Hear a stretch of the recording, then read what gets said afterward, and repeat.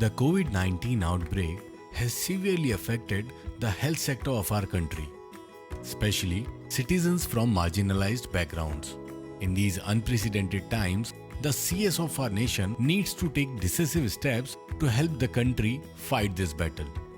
Vishwa Yuva Kendra, in association with Anmol Foundation, organized this webinar on the role of civil society organizations in ensuring the healthcare services during COVID-19. नमस्कार सारे speakers को, मेरे सारे participant को बीवाईके की तरफ से और पार्टनर हैं जो हमारे अनमोल फाउंडेशन छत्तीसगढ़ से सारे स्टाफ और सारे पार्टिसिपेंट की तरफ से सारे लोगों को बहुत बहुत वेलकम है। आज का वेबिनार का सीरीज हमारा 7वां नंबर है विश्व केंद्र का।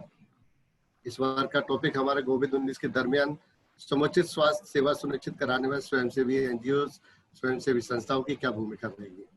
और ये इस टाइम के इस समय में बहुत ही इम्पोर्टेंट है और जो कि हम लोग स्वास्थ्य संबंधित कार्यक्रम करते रहते हैं और एनजीओ सेक्टर से जुड़े हुए सारे लोग हैं, तो इसमें सारे सब लोगों की भूमिका को बताने के लिए दर्शाने के लिए हम लोग चर्चा करेंगे।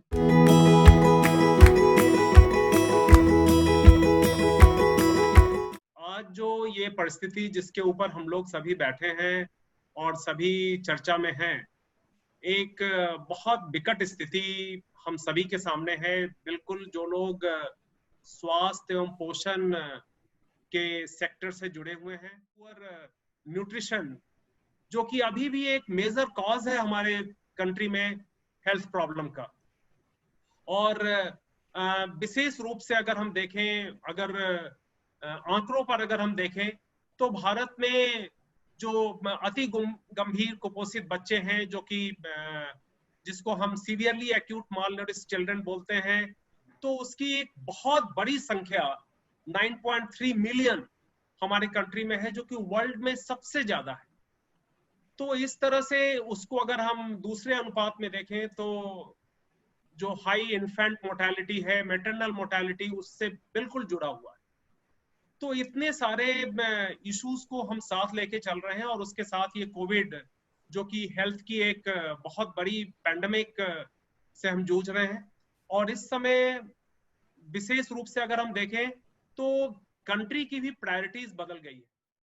हम ये देख रहे हैं कि हमारा ग्रामीण स्तर पर, हमारे स्लम एरियाज में, अर्बन स्लम में किस तरह की समस्याएं आती जा रही हैं, और कितनी समस्याएं केवल कोविड से रिलेटेड नहीं, जब बल्कि मालन्यूट्रिशन, फूड सिक्योरिटी और जनरल हेल्थ की जो समस्याएं आती जा रही है। सिविल सोसाइटी ऑर्गेनाइजेशंस का एक बहुत बड़ा रोल सामने आ रहा है, और ये रोल शायद स्पेशली पब्लिक हेल्थ सेक्टर में उतना ज्यादा हम लोगों ने सरकार के लेवल पर उतनी ज्यादा प्राथमिकताएं इसकी नहीं दी गई थी। तो इतने सारे निगेटिविटी के बावजूद भी एक जो सिल्वर लाइनिंग जो मैं देखता हूं, वो इस सेक्टर का आज इस अपने कंट्री में देखता हूं। जो मैं 3-4 चीजों को हाईलाइट करना चाहता हूं अभी के क्षेत्र में। जो जैसा कि मैंने बताया कि पब्लिक हेल्थ में इससे अच्छा समय और इससे ज्यादा अपॉर्चुनिटी शायद ही कभी मिल सकती है, जब हम अपने अपने सिस्टम को एनालाइज कर रहे हैं, अपने स्ट्रेंथ को एनालाइज कर रहे हैं और फ्यूचर की प्लानिंग को क्लियरली देख रहे हैं कि कहाँ मुझे जाना है। तो नंबर 1, जैसे आज के परिप्रेक्ष्य में पब्लिक प्राइवेट पार्टनरशिप ये इतना ज्यादा स्ट्रॉन्ग बन के आया है to boost public private partnership. दूसरा जो मैं एक परिप्रेक्ष्य देखता हूं, to boost data culture. The data culture is now like it has come up in a big way. आज देखिए, अगर आंगनवाड़ी सेवाओं या फिर आशा बहनें या फिर हमारे जो पोषण एवं स्वास्थ्य के कार्यक्रम है, वो किस तरह से ये डेटा के बेसिस पर वो सेवाएं ऑनलाइन या फिर टेक्नोलॉजी को यूज करके वहां तक पहुंचा पा रहे हैं, हाउस होल्ड लेवल तक या डोर स्टेप तक। तीसरा जो मैं देखता हूं, तो पहला मैंने बताया public private partnership, data culture. तीसरा जो मैं देखता हूं, engage community. Engage community volunteerism, जो कि हमारे एक कंट्री का बहुत ही इंपॉर्टेंट, हम सभी महात्मा गांधी जी से ही उसको सीखे हैं। और इंगेज कम्युनिटी वॉलंटियरिज्म एक बहुत बड़ा चीज उभर के आया है और स्वयंसेवी संस्थाओं की इसमें भूमिका बहुत ज्यादा आंकी जा रही है। और जो चौथा जो मैं देखता हूं वो how to engage private sector organisations. So the private sector, चाहे वो सिविल सोसाइटी ऑर्गेनाइजेशंस हो या फिर आपके कॉर्पोरेट्स जो आ रहे हैं, कॉर्पोरेट सोशल रिस्पॉन्सिबिलिटीज, उनकी भूमिका कितना ज्यादा निर्धारित की जाए और कितना ज्यादा स्पष्ट की जाए। तो इस सारे चीजों को मैं अगर देखता हूं तो बहुत ही क्लियर है कि ये क्राइसिस हमें एक अपॉर्चुनिटी दे रहा है, हमें सिविल सोसाइटी को एक अपॉर्चुनिटी दे रहा है। तो ये समझने के लिए कि इस न केवल ये क्राइसिस बल्कि इससे आने वाले दिनों में, जो कि एक अभी जस्ट एक रिलीज हुआ है ग्लोबल न्यूट्रिशन रिपोर्ट, वो बोलता है कि अगर ये क्राइसिस इस तरह से चलता रहा तो सप्ताह में माल न्यूट्रिशन डबल हो सकता है। तो एक बहुत बड़ी चैलेंज मेरे सामने दिख रहा है, हम सभी के सामने।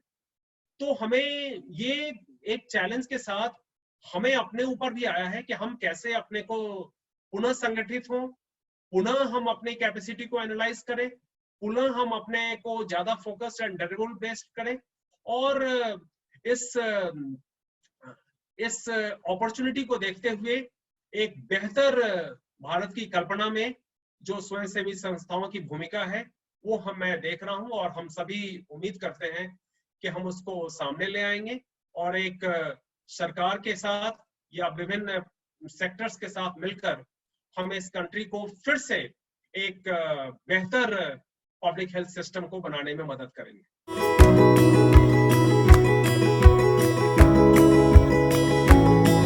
सबसे पहले समझने की जरूरत है कि स्वास्थ्य जो है एक मौलिक अधिकार है और अगर हम उसकी परिभाषा देखें वो सिर्फ बीमारी का अभाव नहीं है, लेकिन वो शारीरिक, मानसिक, आध्यात्मिक और सामाजिक स्थिति उसमें शामिल है। अगर हम किसी व्यक्ति को बोलते हैं कि उनका स्वास्थ्य बढ़िया है, और ये जो स्वास्थ्य का अधिकार है ये हमारे जो संविधान में जो जीने के अधिकार के तहत वो एक तरह से वो जुड़ा हुआ है।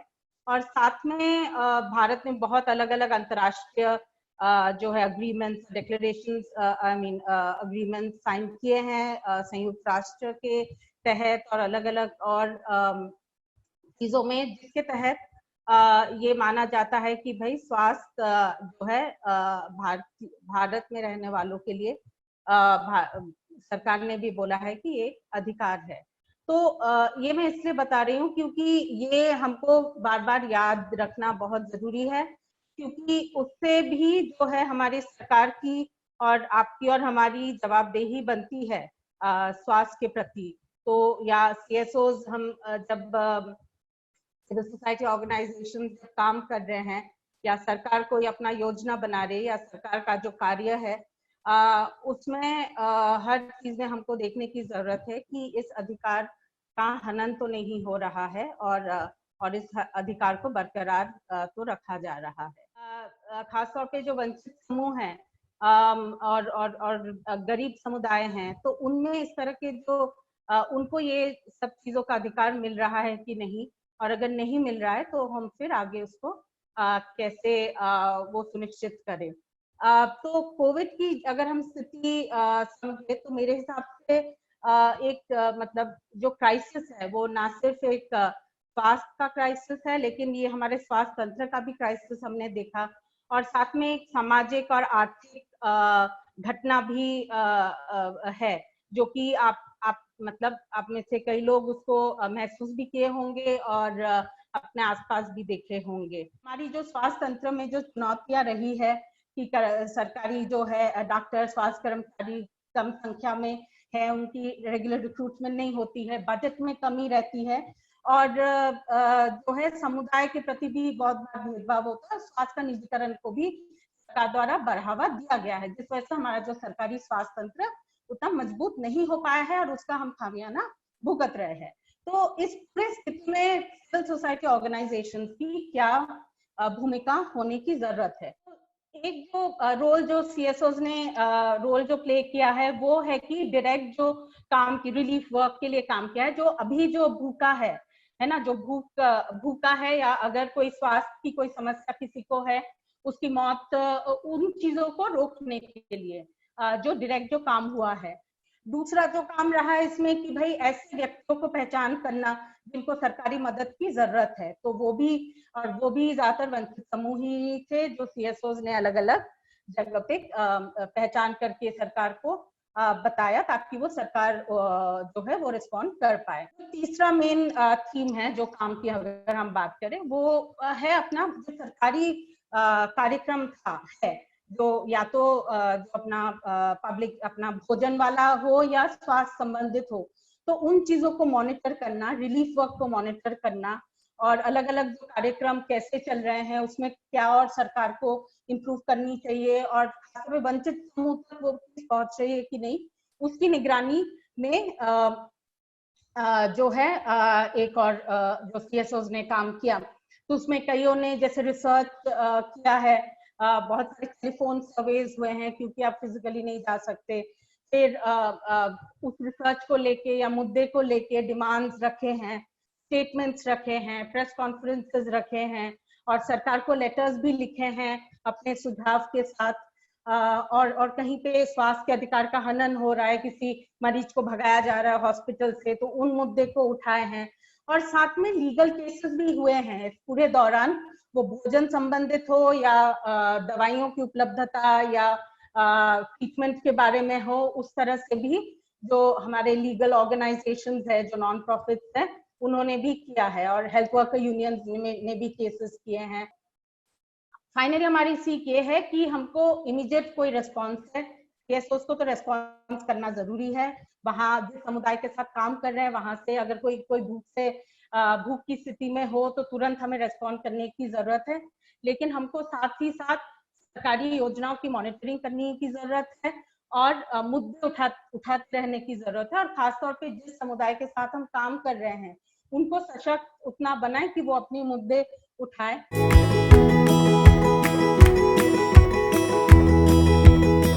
अगर आप 2011 के सेंसस से देखें तो हमारे यहाँ आज के डेट में 16 करोड़ वरिष्ठ नागरिक हैं जिनकी उम्र 60 साल से ऊपर है, जिनमें से 60 से 59 साल में 8 करोड़ लोग हैं और 70 साल से ऊपर वाले में लगभग 6 से 6.4 करोड़ लोग हैं।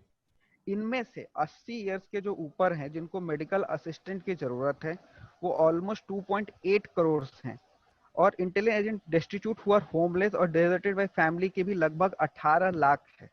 तो ओवरऑल एल्डरली जो हैं वो अभी बहुत ज्यादा इफेक्टेड हैं।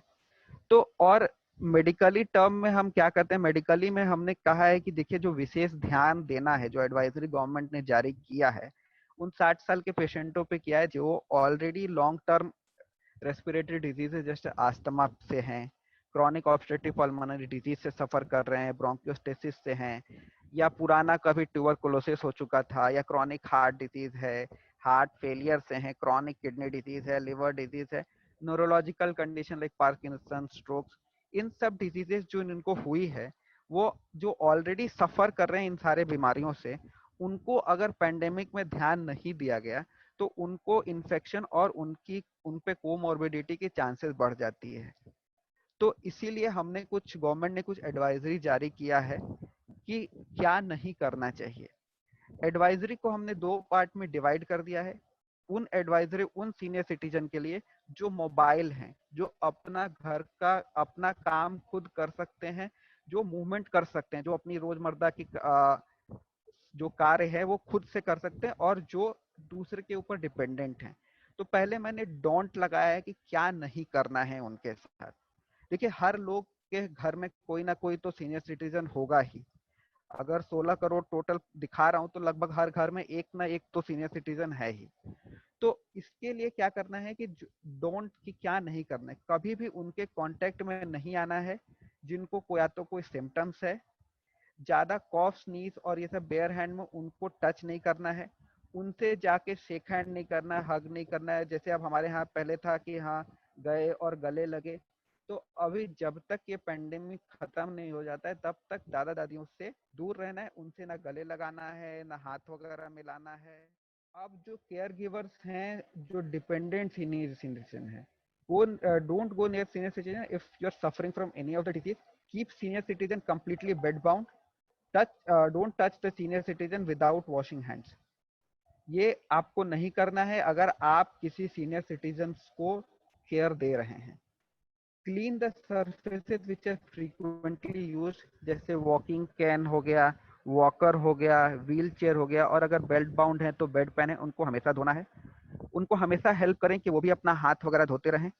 Contact helpline if older adult has symptoms, कोई भी अगर सिम्टम्स है, फीवर है, ऑनसेट कंटिन्यूअस कॉफ है, शॉर्टनेस ऑफ ब्रेथ, अगर इन सबों में उनको कोई भी दिक्कतें हैं तो उसको आप जरूर से जरूर नोटिस में लाएं.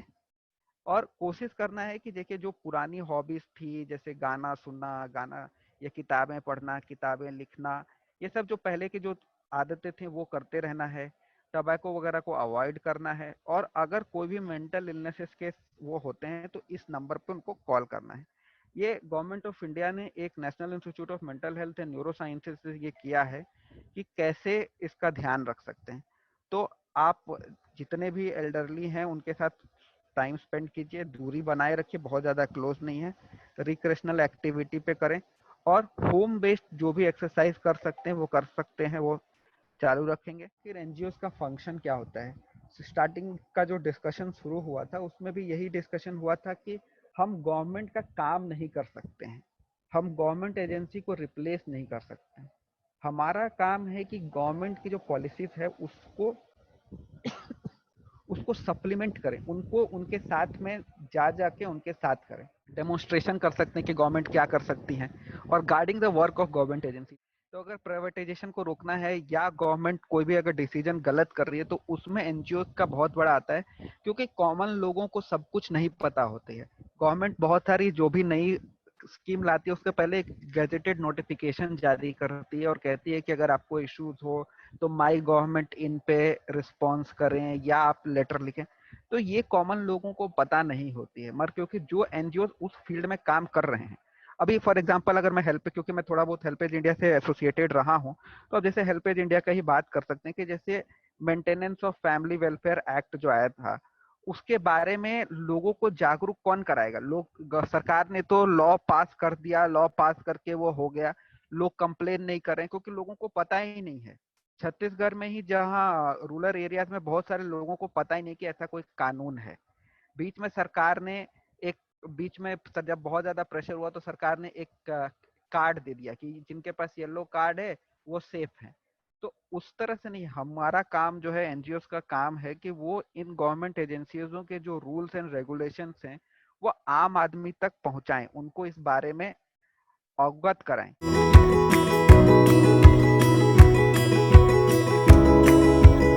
मुझे बुला गया है सबको थैंक्स करने के लिए. बहुत कम समय में सबके बारे में जानकारी इकट्ठा करना, सबसे संपर्क करना, सबसे बात करना और फिर कार्यक्रम को ऑर्गेनाइज करना. तो सबसे पहले तो मैं सुजीत रंजन सर को धन्यवाद देता हूँ जो अपना काफी कीमती समय निकाल करके और नेशनल व्यू में हम लोगों को जो जानकारी दी है और जो अपने अनुभव को साझा किए, जो एडवोकेसी के बारे में पॉइंट रेज किए और उसका माल न्यूट्रिशन का बात की है, महिलाओं का बात की है और उनके हितों के लिए, उनके स्वास्थ्य के लिए जो बात की है, वो सारी जानकारी शायद हमारे सारे पार्टिसिपेंट के लिए काफी लाभदायक होगी. इन मुद्दों पे जानकारी देने के लिए, इन बातों को रखने के लिए हम आपका बहुत बहुत धन्यवाद करते हैं. विश्व केंद्र की तरफ से, अनमोल फाउंडेशन की तरफ से आपका बहुत सारा आभार व्यक्त करते हैं. हमारे बीच में डॉक्टर सुलक्षणा नंदी जी, इनके साथ तो हम छत्तीसगढ़ में बहुत सारे लंबे समय से जुड़ के बहुत सारे मुद्दों पे काम कर रहे हैं. ये इनका एक टॉपिक था जो हेल्थ और कुपोषण, इसके अलावा मतलब फूड पे भी कर रही हैं, सीनियर सिटीजन के पेंशन मुद्दे पे भी कर रही हैं. मतलब बहुत सारे मुद्दे हैं जिनको एड्रेस करती है, उन पे एडवोकेसी भी कर रही हैं, उन पे उनको धरातल पे ले जाने पे. इवन पीपीटी जी जो यहाँ पे है प्रिमिटिव टाइज, चाहे वो पहाड़ी कोरवा हो, चाहे बेंगा हो, चाहे बिरहोर हो, बहुत सारे पीपीटी के ऊपर लंबे समय से काम कर रही हैं और उनको मैं बहुत नजदीक से देख रहा हूँ. तो उनके अनुभव को हम लोगों के बीच में लाना मेरी बहुत इच्छा थी कि उनको लाया जाए और इस मुद्दे पे अपने विचार साझा करें सबके बीच में, ताकि लोगों को एक सीख मिले. तो लखन जी ने हमारे एक फोन पे तुरंत हमारा निवेदन को स्वीकार किए हैं और यहाँ पे आए हैं और अपना अनुभव को रखा है. इसके लिए सुलक्षणा जी को बहुत बहुत धन्यवाद. अनमोल फाउंडेशन की ओर से और विश्व केंद्र की ओर से भी हम धन्यवाद ज्ञापन अपने तरफ से वीर सेवा केंद्र के उदय जी को और राजीव जी को भी धन्यवाद देना चाहूँगा, जिन्होंने बहुत कम समय में मेरे आग्रह को स्वीकार किया कि हम लोग मिल करके ऐसा कार्यक्रम करते हैं। और चूंकि ये जेन्युइन विषय था और मेरे ख्याल से बहुत कम समय में हम लोगों ने इसको ऑर्गेनाइज किया है और काफी सारे प्रतिभागी आए हैं। मैं सारे प्रतिभागियों को धन्यवाद देता हूँ, सबको आभार व्यक्त करता हूँ। Thanks for watching. For more updates, please subscribe to our official YouTube channel and follow us here.